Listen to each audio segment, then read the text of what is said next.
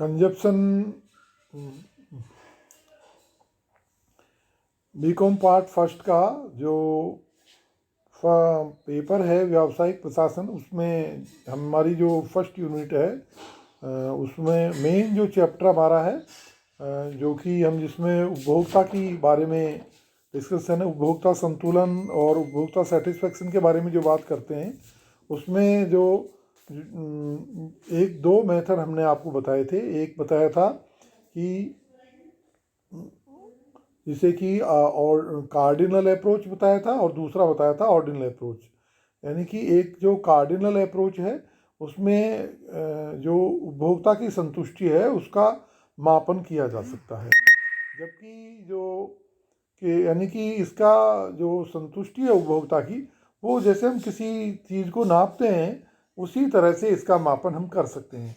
जबकि जो दूसरा जो इसकी ऑर्डिनल अप्रोच है, जिसे कि क्रमवाचक दृष्टिकोण कह सकते हैं, और पहले वाले को हमने गणनावाचक दृष्टिकोण कहा, इसको हम क्रमवाचक दृष्टिकोण कह सकते हैं। तो क्रमवाचक दृष्टिकोण में हम उपभोक्ता की संतुष्टि को एग्जैक्ट नाप नहीं सकते हैं, अपितु हम एक क्रम बना सकते हैं कि जो क्योंकि ये जो संतुष्टि जो है वो मनुष्य का एक मानसिक विचार है। किसी को कभी संतुष्टि ज़्यादा हो सकती है, कम हो सकती है।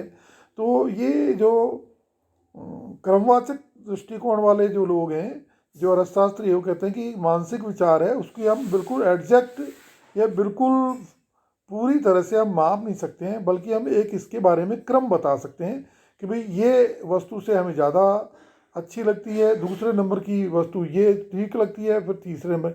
यानी कि हम बिल्कुल उसको किसी जो तराजू में तोलने के बजाय हम उसमें एक थोड़े अपने विचार व्यक्त कर सकते हैं कि भाई ये थोड़ी ज़्यादा अच्छी है या थोड़ी कम है। तो इसलिए जो इंडिफरेंस कर्व वाले अप्रोच वाले जो लोग हैं, या जिसे कि हम ऑर्डिनल अप्रोच वाले अर्थशास्त्री हैं, उनका ये जोर रहा है कि जो उपभोक्ता है वो अपनी संतुष्टि को एक क्रम में व्यक्त कर सकता है बजाय इसके कि मात्रा में व्यक्त करने के। तो इसी जो दृष्टिकोण को समझने के लिए हम उदासीनता वक्र विश्लेषण पढ़ते हैं, या इनको हम जो है उदासीनता वक्र विश्लेषण कहते हैं, तटस्थता वक्र विश्लेषण कहते हैं, या जो है इंडिफरेंस कर्व अप्रोच कह सकते हैं। तो उदासीनता वक्र विश्लेषण तकनीक का सर्वप्रथम प्रयोग अंग्रेज अर्थशास्त्री एजवर्थ ने अपनी पुस्तक मैथमेटिकल फिजिक्स में सन 1881 में मांग पर प्रतियोगी तथा पूरक वस्तुओं के प्रभाव को स्पष्ट करने के लिए किया था। इटली के अर्थशास्त्री पेरेटो ने 1909 में अपनी पुस्तक में उपयोगिता की व्याख्या के लिए क्रमवाचक दृष्टिकोण को अपनाया, परंतु इसे लोकप्रिय बनाने के लिए J.R. हिक्स एवं प्रोफेसर G.D. एलन को है। तो ये हमने देखो इसकी एक प्रारंभिक जो बात है आपको बताई है।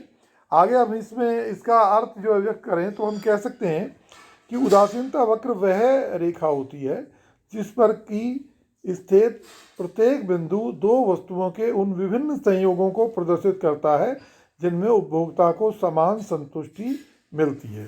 दोबारा सुनिए आप, उदासीनता वक्र यानी कि जो एक लाइन है, यानी हमारा एक्स एक्सिस और वाई एक्सिस पर एक हमने लाइन ड्रॉ किया है। पहले हमने एक जो डायग्राम बना लिया है या रेखा चित्र बना लिया है, उसमें एक्स एक्सिस लिया है और वाई एक्सिस लिया है, और इन दोनों एक्सिस पर कोई वस्तु हमने ले ली है और उस हम देख रहे हैं कि कोई वस्तु से हमें कितनी संतुष्टि मिलती है। तो अब इसमें देखते हैं कि जो उदासीनता वक्र जो हमने बनाया है, जो बाएं हाथ से लेकर दाएं हाथ को जो है गिरता हुआ होता है, जैसे कि जो हमारा डिमांड कर्व होता है उस तरह, जो कि ये बताता है कि एक व्यक्ति अपनी लिमिटेड आय में जो है कितनी एक्स वस्तु खरीद सकता है और कितनी वाई वस्तु खरीद सकता है। यानी वो चाहे तो सारी अपनी आय को एक्स वस्तु पे खर्च कर सकता है, चाहे तो सारी आय को वाई वस्तु पे खरीद सकता है, या कुछ मात्रा में वो एक्स वस्तु खरीद सकता है और कुछ मात्रा में वाई वस्तु खरीद सकता है। तो यानी एक्स और वाई वस्तु जब दोनों खरीदता है तो यानी एक्स और वाई वस्तु के ऐसे कितने संयोग हो सकते हैं जो कि उसको समान संतुष्टि दे सकते हैं। जैसे कि हमने इसमें टेबल भी बनाई है, आगे उस टेबल को भी बताएंगे।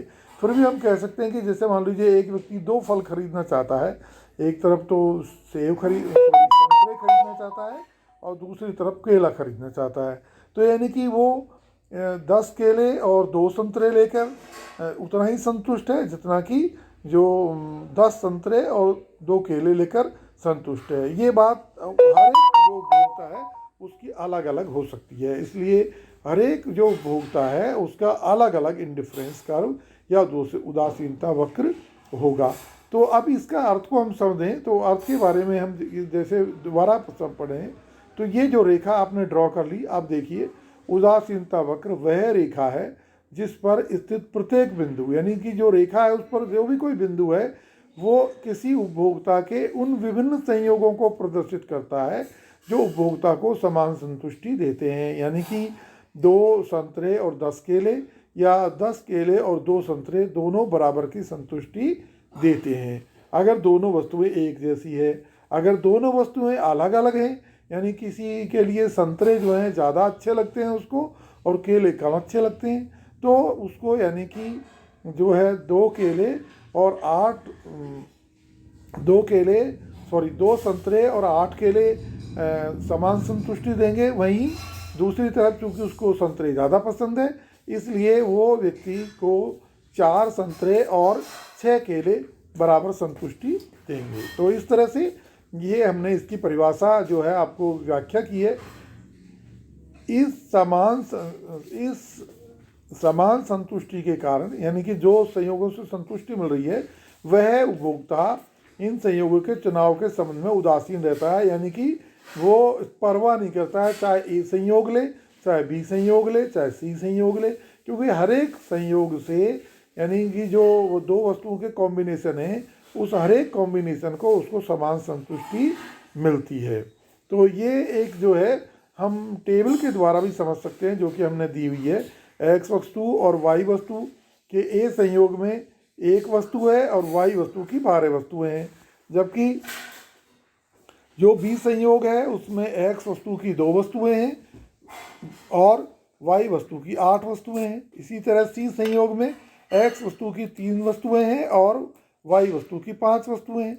इसी तरह डी संयोग में एक्स वस्तु की 4 वस्तुएं हैं और वाई वस्तु की 3 वस्तुएं हैं। इसी तरह से ई संयोग में एक्स वस्तु की 5 इकाइयां हैं और वाई वस्तु की 2 इकाइयां हैं। तो यानी कि आपने देखा होगा कि उपभोक्ता जब एक वस्तु की जो इकाई ज़्यादा खरीदना चाहता है तो उसे दूसरी वस्तु की कम इकाइयाँ खरीदने के लिए विवश होना पड़ता है, क्योंकि उसकी इनकम सीमित है और उस सीमित में से वो किस तरह से मैक्सिमम बेनिफिट ले सकता है वो ऐसे 2 वस्तुओं के विभिन्न संयोग बनाता है। जैसे कि इस तालिका में हमने आपको जो है 5 संयोग बताए हैं और ये 5 संयोगों की वस्तुओं के वो भी बताए हैं। इसी को अगर हम डायग्राम पे बताना चाहें तो ये हम एक्स और वाई एक्सिस पे हमने डायग्राम बना लिया है और ये एक आईसी रेखा यानी इंडिफरेंस कर्व या उदासीनता वक्र रेखा हमने ड्रॉ कर ली है।